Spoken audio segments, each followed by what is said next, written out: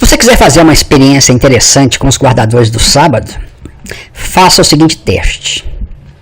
Separadamente, pergunte a um ou mais guardador do sábado quais versículos no livro de Gálatas se referem à lei moral e quais se referem à lei cerimonial, sem que um tenha contato com o outro. Depois você compare as respostas.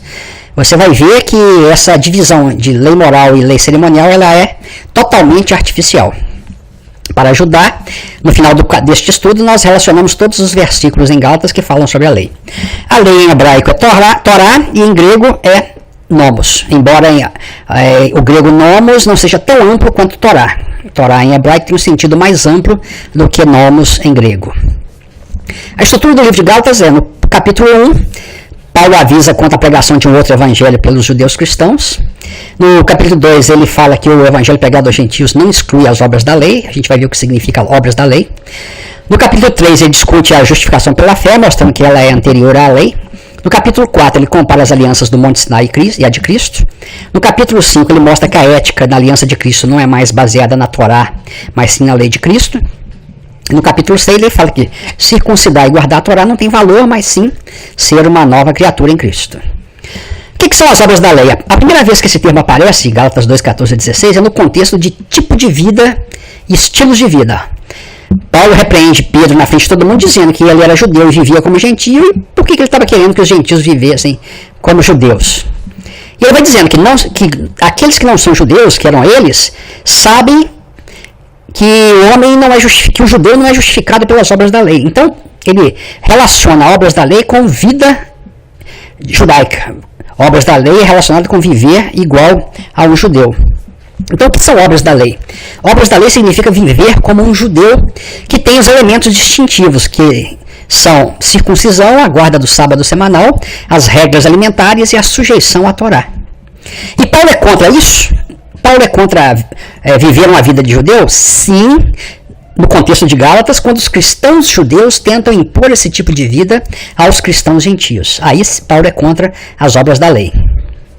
E o que é estar debaixo da lei? Estar debaixo da lei é estar sujeito a fazer tudo o que está escrito na lei, que são 613 mandamentos. Quando Jesus veio, ele veio debaixo da lei. Então ele estava obrigado a fazer tudo aquilo que estava na Torá, os 613 mandamentos, ele era obrigado a obedecer tudo. Então para que serve a lei? Ou para que serviu a lei? Paulo diz o seguinte, que a lei serviu de aio. O aio, ele é um orientador infantil que conduz até a maturidade. Depois, ele serviu de aio para conduzir a Cristo, para que pela fé fosse justificado. Veio a fé, então já não está mais debaixo do aio. Agora um ponto fundamental. A lei serviu de aio para os judeus, porque a lei veio 430 anos depois de Abraão. Então aqui ele está falando da lei dada no Sinai, toda a lei. 10 mandamentos inclusive. Então ela veio 430 anos depois da promessa e serviu como aio para os judeus até que viesse a fé. É um ato passado, a lei serviu de aio. É um ato passado, acabado. Ela não serve de aio atualmente para os cristãos. Esse é um erro de interpretação recorrente entre os guardadores do sábado. Eles dizem, nós precisamos hoje dos 10 mandamentos para nos mostrar que somos pecadores, para nos levar a Cristo. Não existe isso.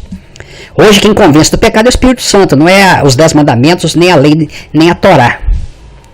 Na mentalidade cristã, a lei não serve de aio para levar a Cristo.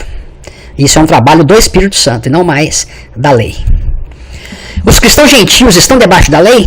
Paulo responde isso dizendo que não. Se sois guiados pelo Espírito, não estáis debaixo da lei. E se viermos as coisas do Espírito, contra essas coisas não há lei.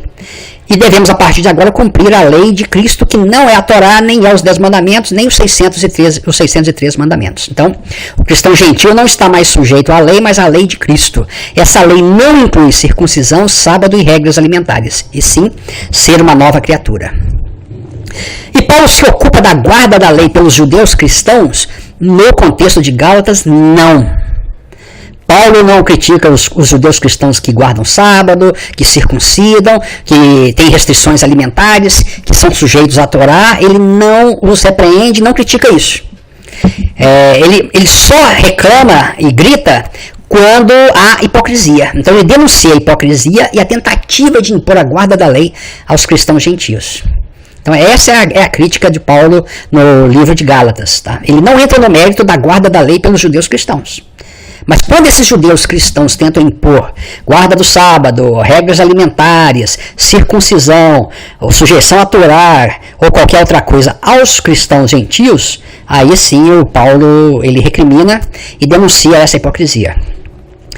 Para ajudar aqueles que querem ver com detalhes cada ocorrência do termo lei no livro de Gálatas, está aqui.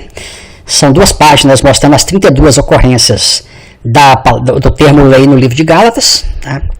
Aqui estão em todos os capítulos e versículos e os textos transcritos para vocês estudarem com calma. E para aqueles que são estudantes mais avançados, que gostam de estudar o grego do Novo Testamento, aqui também tem as ocorrências em grego, todas as ocorrências de nomos, que é lei, no livro de Gálatas, tá? Para aqueles que se interessam no estudo do grego.